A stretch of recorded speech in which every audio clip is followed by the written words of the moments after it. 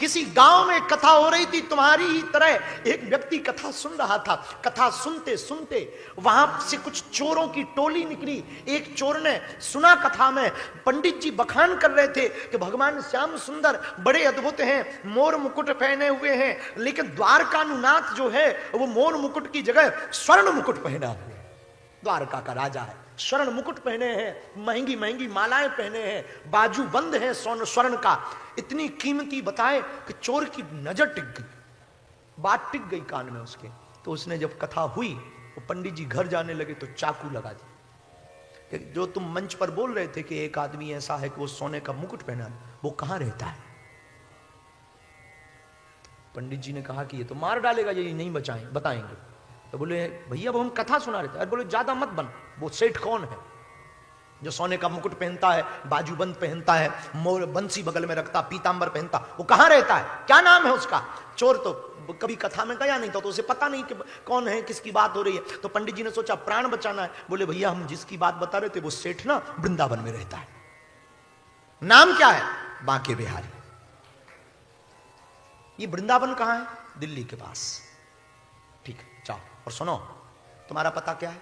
फलाने गांव में रहते। हमारा पता क्यों पूछ रहे? यदि गलत लोकेशन दी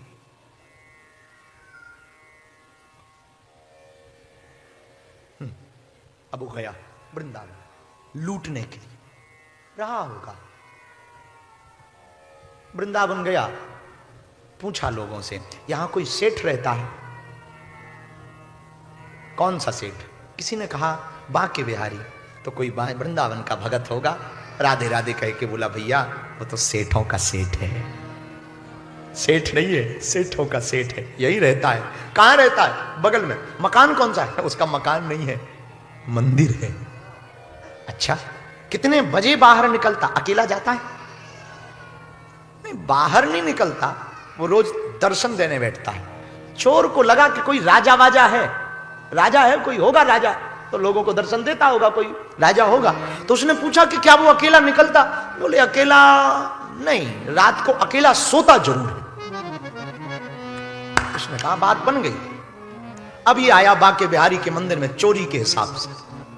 सामने में ठाकुर जी को देखा, मोर मुकुट पहने, त्रिभंगी मुद्रा है, बंसी लिए हुए हैं, काला कलूटा स्वरूप है, आहा अधरामृत लाल लाल हैं, गाल भरे हुए हैं, गले में वैजंती माला धारण किए हुए हैं, पीला पीतांबर पहने हुए हैं, पैर पर पैर रखे हुए हैं, कमर को लचकाए हुए हैं, घुंघराली लटें लटक रही हैं, काली कजरारी अखियां हैं, भरा हुआ गला है शंख की तरह। और वो श्यामल छवि को देखा, बाबरा हो गया। लेकिन इसकी नजर स्वरूप पे कम, सोने पे ज्यादा।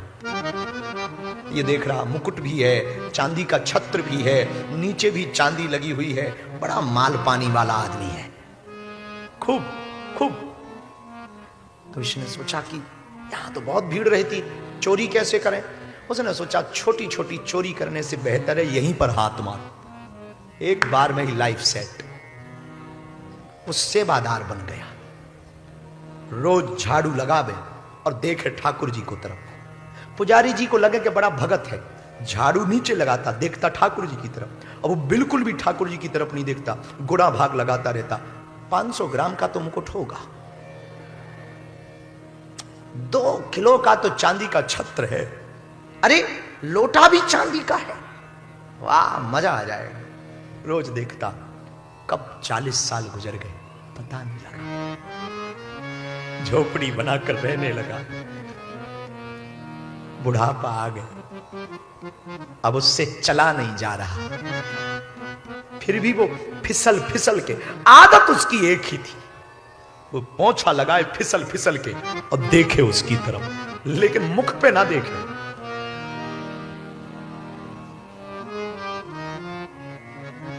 वजन बढ़ गया है, 1 किलो का मुकुट हो गया, अब तो और लाइफ सेट हो जाएगी, बल्कि कुछ दिनों बाद ये सेट होने वाला है, पत्ती गई हो।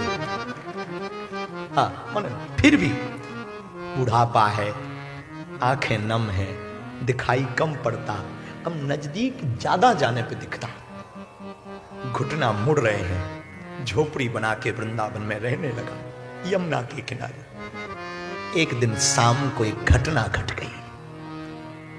किसी ने दरवाजे पर आवाज लगाई। आज तक कोई इसके दरवाजे पे नहीं आया और पहली बार कोई आया।